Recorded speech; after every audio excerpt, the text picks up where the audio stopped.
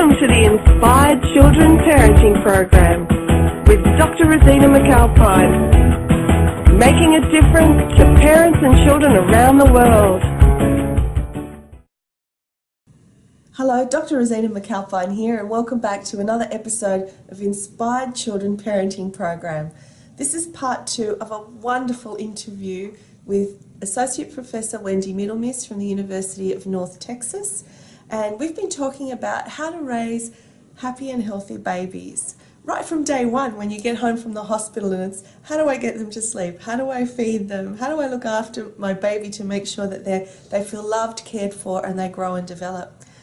In the last episode, we were talking a little bit about sleep and also about feeding and how often we should feed. Today, I'd like to continue with our talk about sleeping, because there's so many other questions. Not just how to help our babies sleep, but what about the whole concept of where to sleep? Mm-hmm. So some people suggest that it's absolutely fine to put a baby in a nursery and have them away from their parent. Many people spend lots of money preparing a nursery, so that's where they want their baby to sleep, in this beautiful new environment. Other people suggest that it's not so good to have your baby far away from you, and that maybe in your room, in a crib or a cot next to you would be good. And yet a third school of thought is that having your baby sleep close with you, actually in your bed, is the best way. But then there's this whole conflict of, is that dangerous or is that safe? So I know you've done a lot of research and looked into this. Can you tell us a little bit about each of those options and which is the safest and which is the most nurturing for our babies? The place I always start when I think about that is that it isn't the location so much, as long as the baby is with you, within proximity. Mm-hmm. The American Academy of Pediatrics has made it very clear, and the research is very supportive, that infants should be with their parents so that you can see them. The SUDI rates are lower when infants are within the same space as the parents. So putting a baby in a nursery at this point is something that we have come to understand is not a safe thing. So just in case someone doesn't know what the word SIDS means, it's sudden infant death syndrome, and that is the saddest situation where a baby will die through the night for what appears to be an unexplained reason. That's why it's unexplained, and it's tragic. It's very tragic. So just having them in your room, just having your baby in your room, not in a nursery away from you, actually reduces the incidence of SIDS in SIDS-prone babies. Is that what the research says? Yes, because you're there and you're monitoring and you can see, and so that's very important. But once you get past that global statement, mm-hmm. the questions about where a baby is safe and how to keep a baby safe at night, and, mm-hmm. and then also separately the issue of what's important during that time revolve not around location but around what an infant needs. And an infant needs 3 things if you take both of those together. For safety, they need to be able to breathe, which means their airway needs to be clear, which means that these need to be clear, and this needs to be so the air can pass through. Mm-hmm. Not like restricted, right. Like that. So that's one of the reasons that you don't want to use a pillow with babies, because a baby, if you look at their head, they have a huge head. It's why they're born, before they can take care of themselves. Giraffes can walk, babies cannot, and that's because they have this big, huge head. And so they have their own built-in pillow. If you put a pillow, it's like sleeping with 2 or 3 pillows for an adult, and so you've closed up your mm-hmm. airway here. So that's one thing. So you need to keep all of this safe. That's why you put a baby on their back, mm-hmm. so that they can breathe. Yeah. And it's flat. Yeah, right. Flat. Okay. Right. Mm-hmm. And it's a flat surface. Mm-hmm. If they do spit up, which everybody is very worried about, that's fine. It also has the capacity then for that they won't choke on that, as you might think. And the other is their arousal response. An arousal response is what wakes us mm-hmm. when we are sleeping. So as an adult, if something happens that impedes our breathing, we wake. Infants' response neurologically is less mature than ours. The brain's less mature, right? And we need to protect that response. And we do that by keeping them cool, not hot. We do that by providing different care and support if they're ill or if they're premature or they've been exposed to cigarette smoke prenatally or postnatally. All of these things impede their arousal response. Okay. So they need more attention. So it doesn't matter if you place them in an adult bed with an adult, or in a bassinet next to the bed, in a portable sleep space, that's in the bed. None of that matters as long as you protect those two things, their arousal response and their breathing. Okay. So you can't have things around them that can get over their face. You don't want places where they can roll to or turn and cover their nose. Those are the things that you have to watch for. So if you're going to sleep with them in your bed, you need to have them high, away from the blankets for your bed and away from big pillows. You need a safe bed, obviously one where there's nowhere their head can get caught or things like that. And you need a safe crib. It's the same thing if you place them in a crib. Yeah. You need, the crib needs to be no bumpers, no blankets, no, all these sorts of things. And the other key thing is making sure that you're not a smoker, not a drinker, and certainly no drug use of any sort, because of your arousal is impaired, right, at that stage. So a safe bed, a parent who is not overly tired or is in a not in any intoxication state, and also a safe bed. So, right. And if you have smoked during pregnancy, or if you are smoking currently, then you shouldn't sleep with your child unless they have a safe space within that bed. But you can have them right next to the bed or someplace where you can touch them. That's fine. But the nicotine actually lowers the oxygen level in the blood, both of the fetus and the mother. So that arousal response is lower. So it's much more dangerous. But the other component of a sleep environment is that you need to be responsive. It needs to be a place where if I awake, then I'm responded to. That's the other key. But so again, it gets back to what we said in the first interview. It's, you need to learn your baby. You need to know what's important for the baby to be safe and to be healthy. And then you need to figure out where and how you're going to create that environment for your child. that makes a lot of sense, because some people, I'm sure, are not going to be happy to have their baby in their bed. So it's really nice to know that they can be proximal, they can just be close, and you can still attend to the baby in that way.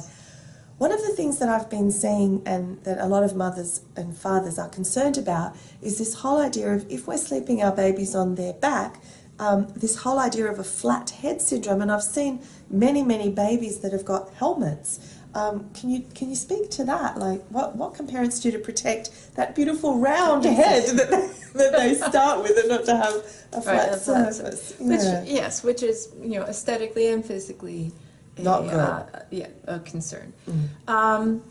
When you sleep a baby on their back, then when you have them awake, when they're awake, they should be in a situation where they're not having their head flat on their back. The reason that you have them on their back when they're sleeping is to protect their breathing and their arousal response. When they're awake, that's less of an issue, because it's less of a likelihood that that's going to be compromised. So you can hold them, but you don't want them to be in a car seat, for long periods of time, in a swing or in a seat, a bouncy seat, someplace where they also have their head on their back. You can also turn their heads to one side and turn their heads to another side when they're sleeping. There are ways to address it. It is, having a flat head is associated with having, has increased a lot since people have been told to put their babies on their backs. But it isn't that individually that they've been sleeping, that's not what you need to correct. What you need to correct is how you spend the rest of the time. Oh, that's with a the really baby. good, that's a great insight. So it's okay to keep them on their back and even maybe to tilt their head a little bit while they're sleeping. Of just- course, you can lie on your back and tilt your head to one side or the other. Yeah, So right. that's great. But more importantly, it's not so much just the sleep, but what you're doing afterwards, the car seat, the lying on the floor. So maybe that's where the tummy time and having some time on the side or the tummy or upright in, and maybe in a Right. carrier or something like that on the mother or father could help. Oh, excellent. Okay. So that now leads me to asking you a little bit about something you mentioned in the first interview that really aroused my attention that I want to talk more about, is that you suggested that if parents, mothers, fathers, caregivers attend to their babies immediately when they are hungry or tired or need some kind of attention, that in actual fact that helps them be more patient and delay gratification. Like, that sounds very counterintuitive, because a lot of parents say, oh, I'll spoil my child. If I respond to them straight away, they'll need my attention straight away. They will never, be patient. And today I've heard a lot of parents complain that their children do want instant gratification, that they're not willing. And we know that for so many reasons delayed gratification is important. Can you explain the contradiction of why I will be patient if you actually respond to me, rather than if I have to wait till you come? I think if we think about it, if you're standing in a queue, if you're standing in a line and you're waiting, if you're standing in a line where it is very clear what that the person in the front is going to get attention, and then the next person is going to get attention, and it's going to go very orderly. And so if you're fifth in the line, you know that it's going to be 1, 2, 3, 4. Now, contrast that with a queue or a line where it is not at all clear. So you're at a bus stop, or you're waiting for something to open, and people are kind of vying for position. And if you take, in that first line, you're like, okay, you might not be happy about being in that line, certainly, because it's like, I'd really rather be second. But you're not. But you're okay. Now, in the other one, you can almost, even just in describing it, feel the anxiety. I'm uncertain. Right? Absolutely. And you'll start going like this and like that, and you'll start positioning, you'll start watching. And it's a very uncomfortable situation. I feel like self-protection straight away comes in. Yeah, I've so got to you look after myself because no one else is going you to. feel very uncomfortable. And that is in essence the same sort of thing. If I'm a baby and you teach me that I need something, you're going to respond. I need something, you're going to respond. I need something, you're going to respond. Then you can start drawing that out as I get older.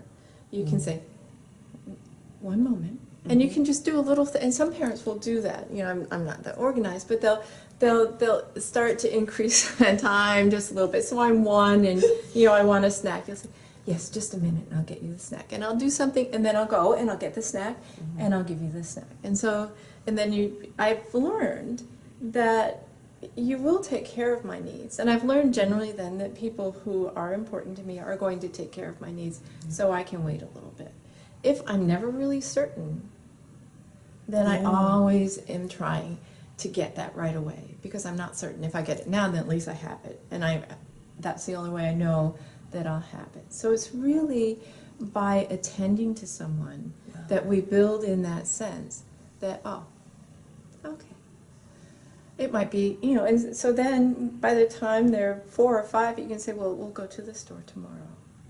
We're not going to go today because of this or that, and I'm okay with that. So it's really, and I build that sense of independence and that capacity to wait and that empathy and understanding of others, because they say, Mommy needs to do this first. And you're like, okay, because I know Mommy will do that first, and then Mommy will do this. So it's really, it may be counterintuitive to people that giving and nurturing, but it's that giving and nurturing in regard to building independence. But it's that nurturing and responsiveness that leads to that independence. Yes. That makes so much sense. I know one of the things that I read very early on, because I tried to get my hands on everything I could as a parent, was that delayed gratification and being able to wait actually makes one of the biggest differences in a child's life for their whole life. Yes. And like, think about it. If I can wait for my food, I'm less likely to be obese. And that's one of the things that's showing as well. If I can delay my gratification, I'm more likely to be able to complete a project that doesn't have an instant response. So I'll be able to go and do my project that takes a long time, or I'll be able to do a whole degree and finish it because the reward's right at the end of 3 or 4 or 5 years. So that I did exactly what you said. I felt like you were talking about me with when he was old enough. I would, even if it was 30 seconds, I would just say, Mummy's just going to do this and then I'm going to get it for you. And I could just see him there waiting for me. And now Cameron's 6, we have a rule in our house that we're only allowed to have sweet foods, you know, things that you shouldn't be eating, inverted commas, not the junk food, on the weekends. And he absolutely, and people are astounded by it, you know, he might get a candy from someone during the week and he will give it to me and I'll watch him say, this is for the weekend, this is my weekend food, can you put it in your bag? And they're like, and I was like, I've worked on that for this many years, 6 years to get to this, because I know in my own life I didn't have that. I didn't have that delayed gratification, and I can see how I've had to learn it and struggle the hard way, and that I feel like I've given him a gift. Actually, I've not, like, at first you think, oh, I'm not doing him a service because I'm making him wait, but I can see I've given him a gift in that. That's not something, and especially the older he gets, the more I hope he's appreciative of it. Well, he will be. It's a sense that it's not only that deferred gratification, but I know that if I give this to you, that you will give it back. Yes. Because that's that relationship and that expectation that you've built. Yeah. And it is a gift to give somebody that. Yeah, I really like how you explained the cue that you could see every time I'm getting closer and closer. So if I'm a baby and I cry, you come.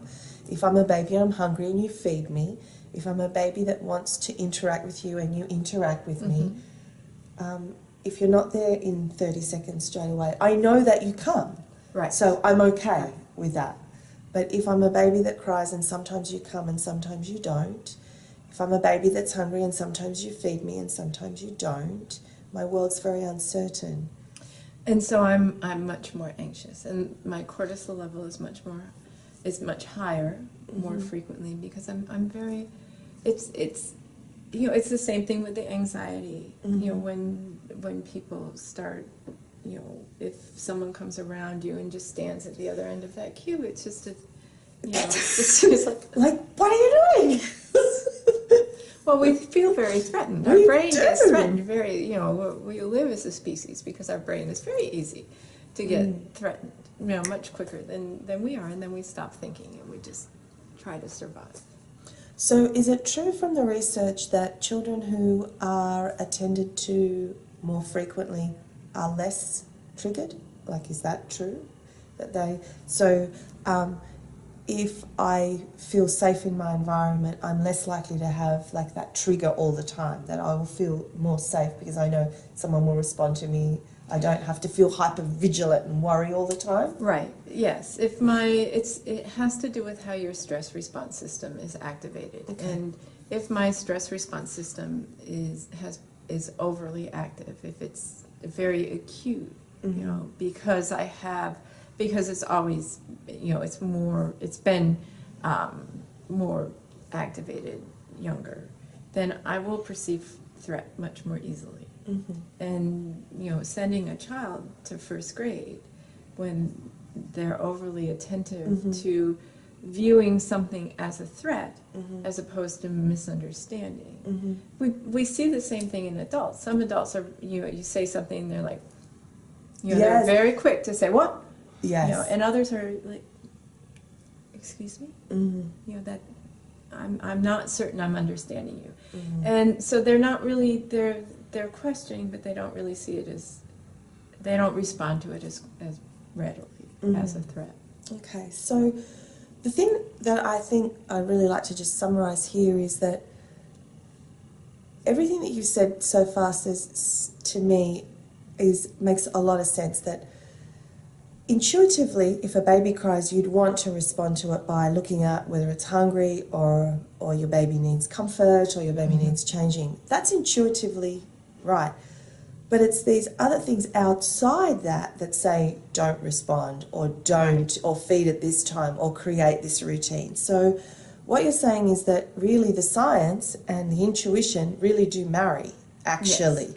And it's just this kind of wives' tales or things that make life easier or things that aren't actually bound in science and research and aren't bound in instinct and what we would like to do, that are actually taking us away from the best way to take care of our children. Is that a good summary of what we're talking about?